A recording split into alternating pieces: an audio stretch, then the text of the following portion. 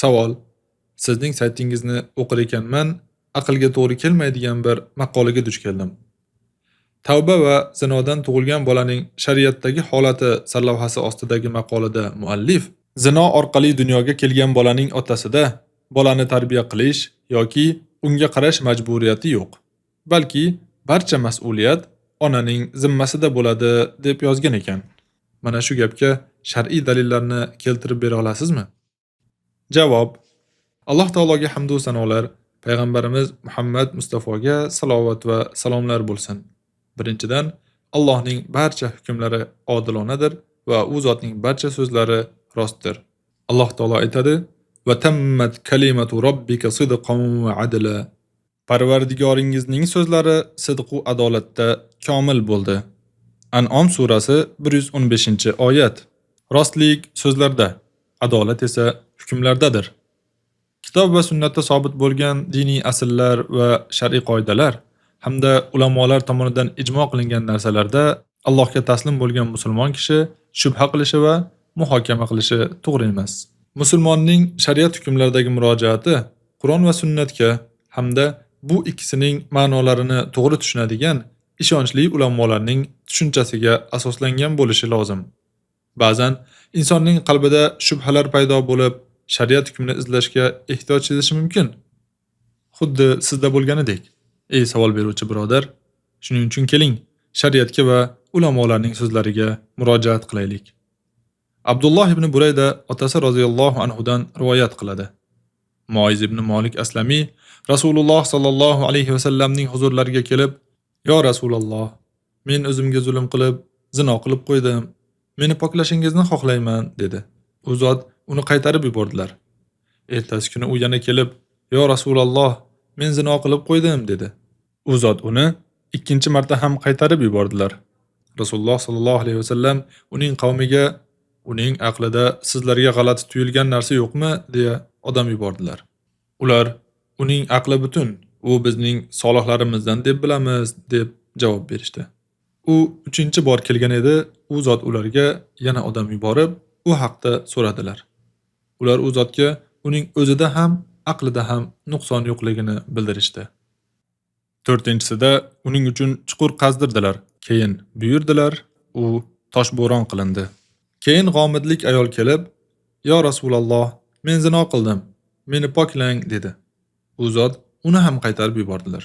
Ertasi kuni: "Yo Rasululloh, nega meni qaytarib yuborasiz? Siz meni ham Moizni qaytarib yuborgandek qaytarib yubormoqchisiz shekilli. Allohga qasamki, men o'sha zinodan homiladorman" dedi. Shunda u zot: "Unday bo'lsa bor, tug'ib olguningcha kutib tur" dedilar. U tuqqach go'dakni bir matoga o'rab keldi-da: "Mana, men tug'dim" dedi. U zot: "Bor, uni sutdan chiqarguningcha emizgin" dedilar. U uni sutdan chiqargach, go'dakni qo'lida bir burda non bilan olib keldi va: "Mana, ey Allohning nabiysi, uni sutdan chiqarib ham bo'ldim. Ovqat yeyapti" dedi. U zot go'dakni musulmonlardan biriga topshirdilar. So'ng buyurdilar, uning ko'ksidan keladigan qilib chuqur qazildi. U zot odamlarga buyurdilar, uni toshbo'ron qilishdi. Xolid ibn Valid bir tosh olib kelib, uning boshiga otgan edi, qon Xolidning yuziga sachradi. U ayolni so'kib yuborgan edi, Allohning nabiysi sallallohu alayhi va sallam uning so'kkanini eshitib: "Qizishma ey Xolid, jonim qo'lida bo'lgan zotga qasamki, u shunday tavba qildiki, agar soliqxo'r shunday tavba qilsa, kechirar edi" dedilar. So'ngra buyurdilar, unga janoza o'qidilar va u dafn qilindi. Sahih Muslim 1695-hadis. Hadisda soliqxo'r deb tarjima qilingan so'z matnda sohibul maks deb kelgan bo'lib, yig'uvchi, to'plovchi degan ma'noni anglatadi.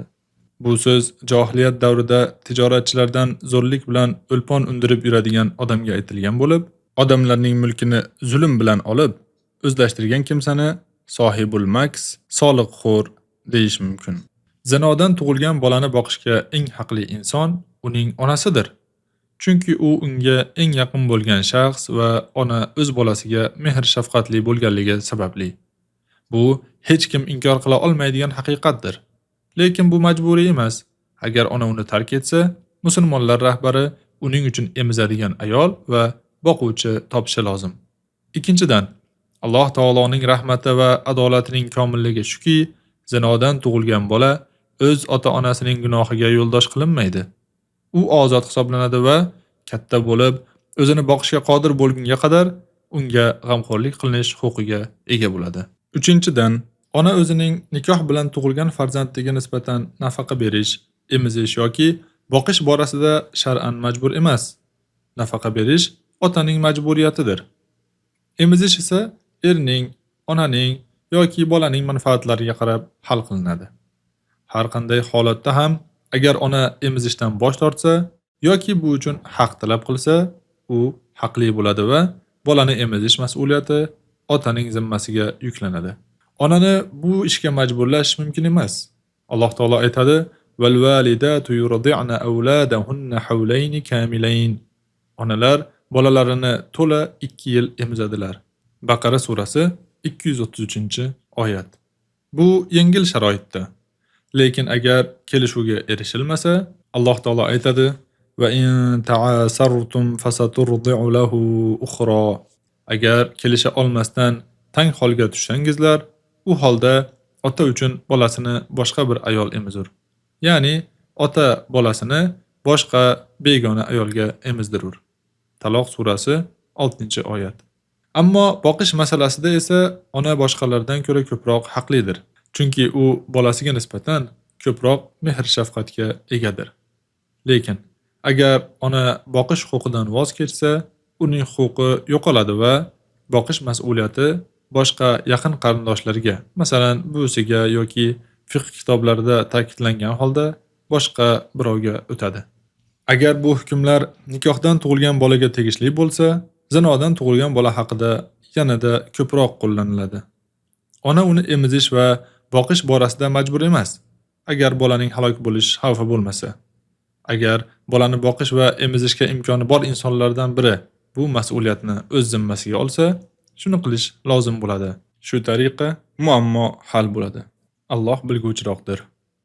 Ikkinchi masala, bola to'shak egasiga nisbat beriladi. Zinokorga esa toshbo'ron.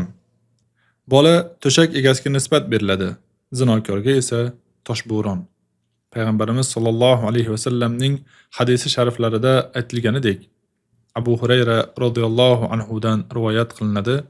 Rasululloh sollallohu alayhi va sallam: "Al-waladu lil-firosh va lil-ahiril hajar."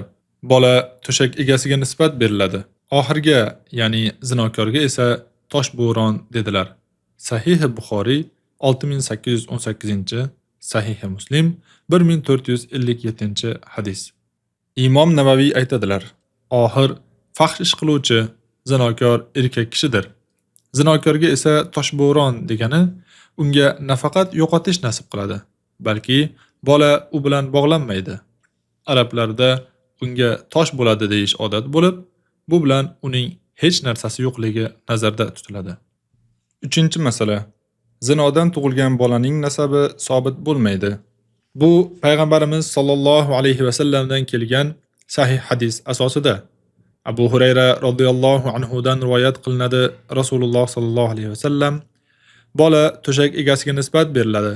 Oxirga, ya'ni zinokorga esa toshbo'ron dedilar." Sahih Buxoriy 6818, Sahih Muslim 1457-hadis. Shuning uchun fiqh ulamolari zinodan tug'ilgan bolaning nasabi sobit bo'lmasligi haqida aytishgan. Ya'ni bola zinokor erkak bilan bog'lanmaydi va uning nasabi unga tegishli hisoblanmaydi. Ulamolarning zinodan tug'ilgan bolaning nasabini inkor qilish borasidagi fikrlari quyidagichadir. Birinchi, Ibn Hazm az-Zohiriy aytgan: Payg'ambarimiz sollallohu alayhi va sallam zino farzandlarini to'liq rad etdilar. U zot hadisda zinokorga esa toshbo'ron dedilar. Zinokorga jazo qo'llaniladi. Shuning uchun bola unga bog'lanmaydi. Bola uni dunyoga keltirgan ayol bilan bog'lanadi. Lekin erkak bilan emas. U o'z onasidan meros oladi va onasi ham undan meros oladi. Chunki payg'ambarimiz sollallohu alayhi va sallam la'natlash voqeasi haqidagi hadisda bolani ayolga bog'ladilar va uni erkakdan uzoqlashtirdilar.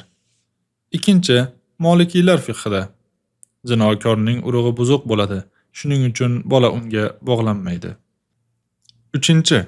Hanafiylar fiqhida agar erkak ozod ayol bilan zino qilganini tan olsa va bola uning zino orqali tug'ilgan farzandi ekanini aytsa, hamda ayol ham buni tasdiqlasa, nasab u ikkisining hech birida sobit bo'lmaydi. Payg'ambarimiz sollallohu alayhi va sallamning quyidagi hadislariga ko'ra, bola to'shak egasiga nisbat beriladi, zinokorga esa toshbo'ron. Zinokorning yotog'i yo'qdir. Payg'ambarimiz sollallohu alayhi va sallam zinokorga faqat tosh nasib bo'lishini bayon qildilar. Bundan maqsad zinokorning farzandda hech qanday huquqi bo'lmasligidir. Keyingi masala, zinodan tug'ilgan bola zinokor ayolga bog'lanadi. Zinodan tug'ilgan bola avval aytib o'tganimizdek zinokor erkakka bog'lanmaydi. Lekin u uni tuqqan zinokor ayolga bog'lanadi. Mashhur Hanafiy olimi Imom Saraxsiyning Al-Mabsut kitobida shunday deyiladi: agar erkak bir ozod ayol bilan zino qilganini tan olsa va bu bola zino orqali uning o'g'li ekanligini aytsa, ayol ham buni tasdiqlasa, nasab hech qaysi tomondan sobit bo'lmaydi. Chunki payg'ambarimiz sollallohu alayhi va sallam aytganlar: bola to'shak egasiga nisbat beriladi, zinokorga esa toshbo'ron. Zinokorning yotog'i yo'qdir. Agar doya ayol guvohlik bersa, ya'ni uning tug'ilganini ko'rsa, shuning bilan bolaning onaga bog'lanishi sobit bo'ladi. Lekin erkakka bog'lanmaydi. Chunki uning onaga bog'lanishi tug'ilish orqali tasdiqlanadi va buni doya ayolning guvohligi bilan isbotlash mumkin. Shuning uchun uning onaga bog'lanishi sobit bo'ladi. Zinokor erkak o'zi zino qilgan ayolga uylanishi va bolaning nasabga ta'siri masalasiga kelsak, Hanafiy fiqhidagi Fatawa Hindiya kitobida shunday deyiladi: agar erkak bir ayol bilan zino qilsa va u homilador bo'lib qolsa, keyin unga uylansa va u ayol bolani tug'sa, agar bola 6 oy yoki undan ko'proq muddatda tug'ilgan bo'lsa, uning nasabi sobit bo'ladi. Agar bola 6 oydan kam muddatda tug'ilgan bo'lsa, uning nasabi sobit bo'lmaydi. Faqatgina erkak bolaning uning o'g'li ekanligini da'vo qilsa va bu zino orqali emasligini aytsa, sobit bo'ladi. Lekin agar u mening zino orqali bo'lgan o'g'lim desa, uning nasabi sobit bo'lmaydi va bola u erkakdan meros olmaydi. Ibn Qudom rahimahullohning Al-Mughni kitobida shunday deyiladi: muloana qilingan bola agar muloana qiluvchi erkak uni o'z farzandi deb tan olsa, unga bog'lanadi. Zinodan tug'ilgan bola esa zinokor erkakka bog'lanmaydi. Ya'ni zinodan tug'ilgan bolani o'z farzandi deb tan olsa ham bog'lanmaydi. Ulamolarning umumiy xulosalari shudir. To'g'riroq qavl shuki, zinodan tug'ilgan bolaning nasabi garchi zino qilgan erkak o'zi bilan zino qilgan ayolga ayolning homilador holatida uylansa va nikoh aqdidan 6 oydan kam fursatda ayol tug'sa ham yoki erkak u ayolga uylanmay ayol tug'sa ham erkakka bog'lanmaydi.